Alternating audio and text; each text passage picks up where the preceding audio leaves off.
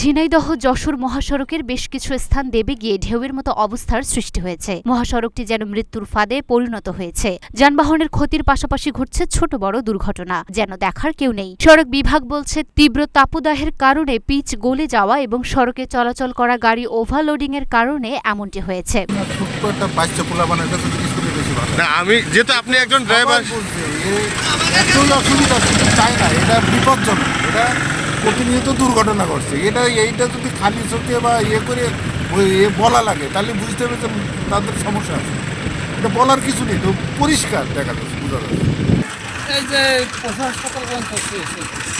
আচ্ছা, এই রাস্তার সমস্যা কদিন ধরে? ধরো 2 মাস ধরে সমস্যা হচ্ছে না।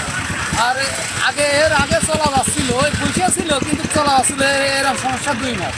কালকে হাফ চেম্বারে বেঁধে আমার হাত থেকে ফেটে গিয়েছে, দিয়ে মোবিল বলে আমার ইঞ্জিন খেয়ে। আচ্ছা, আপনারা এখন কি চান? কি যাবে, রাস্তাটা ভালো হলে আমাদের একটু ভালো হয়, চলতে ভালো হয়। এই রাস্তায় এমন কতদিন ধরে? এইটা প্রায় খালি করে মানে 15-16 দিন। এই জায়গার বিষয় খালি ওপাশে বেশি খারাপ, পায়ের কাছে খানিক আছে। এটা আপনাদের সাধারণ যাত্রীদের কেমন সমস্যা? ক্ষতি হচ্ছে, যাত্রী তো বসতেই পারে না, গাড়ি যাত্রীদেরও কষ্ট হচ্ছে। সরেজমিনে দেখা যায় ঝিনাইদহ থেকে কালীগঞ্জ যাওয়ার পথে তেঁতুলতলা বাজার, বিষয়খালী বাজার, সালাভরা, খয়েরতলা, বাকুলিয়া সহ যশোর সীমানা পর্যন্ত বেশ কয়েকটি জায়গায় 800 থেকে 1200 মিটার রাস্তা ঢেউয়ের মতো অবস্থায় রয়েছে। এসব রাস্তা পার হতে হয় ঝুঁকি নিয়ে। রাস্তায় এমন অবস্থায় চলার পথে বিকল হচ্ছে যানবাহন। গত 2 সপ্তাহ ধরে এই সড়কটি এতটাই বেহাল যে প্রতিদিনই ঘটছে ছোট বড় দুর্ঘটনা। এই সড়কটি দেখলে বোঝার উপায় নেই এটি গুরুত্বপূর্ণ জাতীয় মহাসড়ক। বেঁকে যাওয়া জায়গাগুলো ঠিকাদার প্রতিষ্ঠানের মাধ্যমে মেরামত করা হচ্ছে। সড়কটি এমনভাবে মেরামত করে চলাচলের উপযোগী করা হলেও বর্ষা মৌসুমে খানাখন্দে পরিণত হবে বলে ধারণা করা হচ্ছে। সড়কটি এখন পথচারী এবং যানবাহনের জন্য গলার কাটা। আমরা যেহেতু এখানে আসছি মোটামুটি প্রায় 4 মাস মতো হলো, তার ভিতরে আমাদের ঝিনাইদহ ডিভিশন থেকে আমরা রাস্তাটা হ্যান্ড ওভার করছি মার্চ মাসে, মানে রমজান মাসে। সেই হিসাবে 2 মাস মতো হতে পারে। আর এই হ্যান্ড ওভারের পরে আমরা তো সরাসরি রাস্তাতে কোনো কাজ এখনও করিনি। প্রথম কথা, এই রাস্তায় হয়তো 10 বছর হোক বা 15 বছর হোক আগে তো কাজ হয়েছে।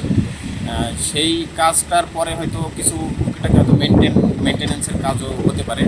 তো এখন ওইটার উপর ভিত্তি করে আগে যে ঠিকাদার হয়তো কাজ করছে তার তো একটা ডিফেক্ট লাইবিলিটি পিরিয়ডেরও একটা ব্যাপার আছে। ওইটা দেখতে হবে যে আসলে ডিফেক্ট লাইবিলিটি পিরিয়ডটা আসলে আছে নাকি শেষ হয়েছে। এটা আসলে আমরা ডিভিশন অফিস থেকে জানার পরে হয়তো এটা ক্লিয়ার হবে।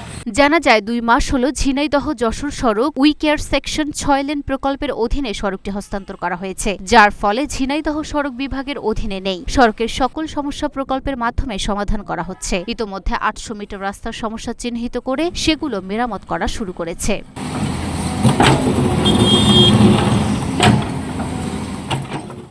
Luna Afroz Nipa, Dhaka post.